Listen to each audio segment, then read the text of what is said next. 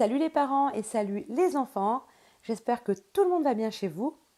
Aujourd'hui ma vidéo va être un petit peu plus longue que la première, mais ça vaut le coup de la regarder jusqu'au bout car aujourd'hui je vais traiter le sujet de l'école à la maison. Petite parenthèse avant de commencer, à travers cette vidéo, loin de moi l'idée de critiquer le travail formidable que le corps enseignant met en place depuis près d'un mois pour que nos enfants puissent continuer à étudier. Effectivement, avec l'annonce du confinement qui nous est tombé dessus assez brutalement, les parents ont dû se réorganiser, ont dû réorganiser leur temps, leur travail, le quotidien avec les repas, mais aussi avec les devoirs à la maison. Il est clair qu'en ce moment, c'est un peu galère pour tout le monde, aussi bien pour les profs qui sont également parents, mais aussi pour nous et aussi pour nos enfants. Du coup, je voulais partager avec vous notre petite expérience de l'école à la maison. Les 3 premières semaines ont été assez rock'n'roll et la mise en place d'un rythme scolaire à la maison, ça a été très compliqué. Je dois vous avouer que ça a été une source de stress. Ça a généré des prises de bec, des prises de tête, mais surtout ce qu'il en est ressorti, c'est que ça a généré chez nous de la culpabilité. Car même s'il n'y avait personne pour nous taper sur les doigts, pour ma part, j'ai quand même ressenti une sorte de pression, la pression de ne pas faire assez bien, la pression de ne pas terminer tout ce qu'on nous demandait chaque jour et la pression de ne pas être à la hauteur. Chez nous, on a 2 enfants sur 3 de scolarisés, dont un en quatrième et un au CM1. Et honnêtement, ça a été des prises de tête quotidiennes au début, car il faut dire que les devoirs, que l'école à la maison, ça demande beaucoup de temps, beaucoup de sollicitude, beaucoup d'énergie.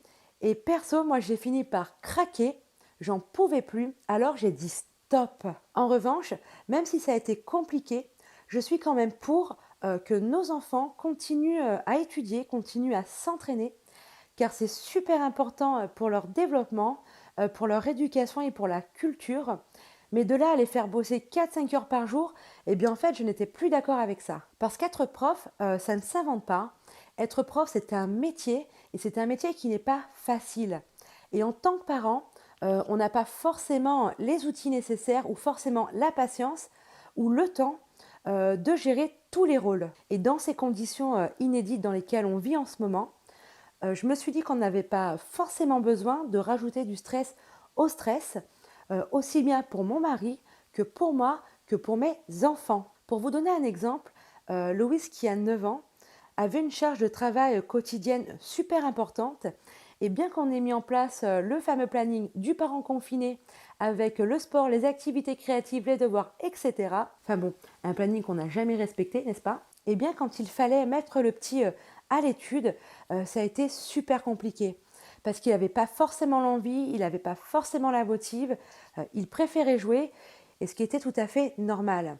Et ça a été très compliqué aussi bien pour celui qui a 9 ans que celui qui en a 14. Parce que pour eux, la maison c'est synonyme de vacances, c'est synonyme de on est cool, on ne fait rien, et en aucun cas la maison est associée au travail d'école. D'autant plus que Loïs, en temps normal, a des difficultés scolaires.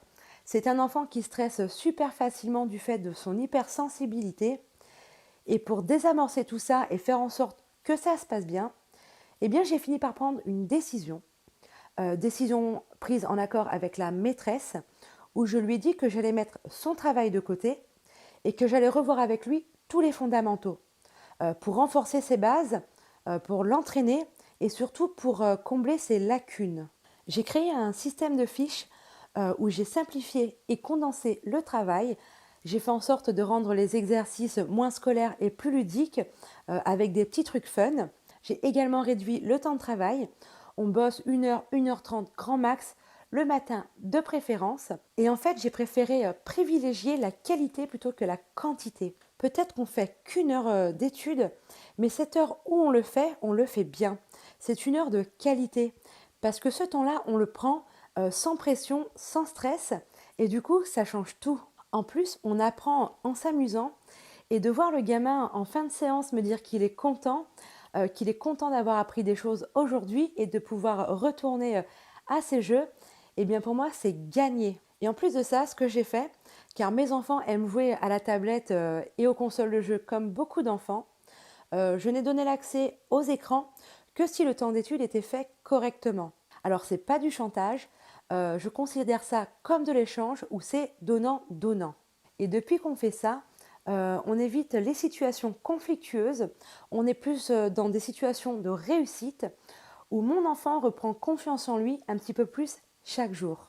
Pour le coup, je ne dis pas que la méthode que j'ai appliquée avec Loïs va fonctionner pour tout le monde, mais en tout cas, elle correspond aux besoins de mon enfant.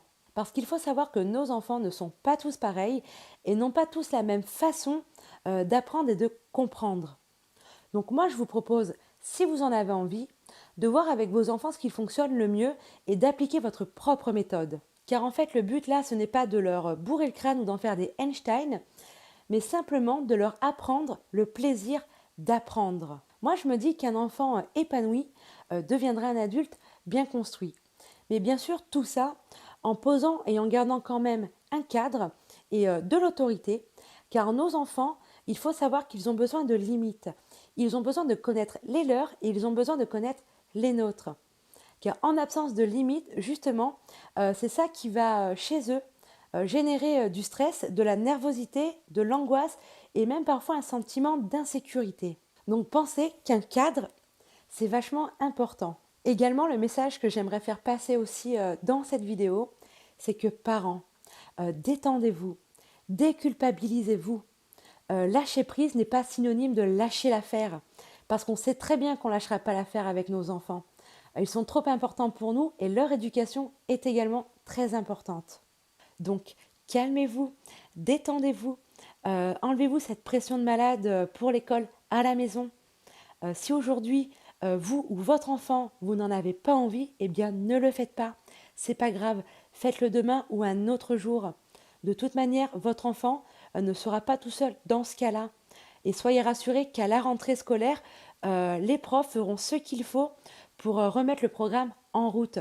Personne ne sera en retard ou laissé sur le côté. Passez plus de temps à faire autre chose, à faire les cons avec eux, à jouer, à vous amuser. C'est ça qui le retiendront justement de toute cette expérience. Je pense faire mon premier live la semaine prochaine pour pouvoir discuter avec vous. Toutes les infos seront sur le Insta de Salut les parents. Je mets tous les liens en bas dans la description. Donc en espérant que cette petite vidéo vous ait fait du bien, sachez que la prochaine aura pour sujet l'objet chouchou douceur, mais vous en saurez plus la prochaine fois. Pensez à cliquer sur la cloche pour vous abonner et recevoir les notifications. En attendant, je vous fais à tous un très gros bisou. Prenez soin de vous et détendez-vous. À bientôt. Ciao.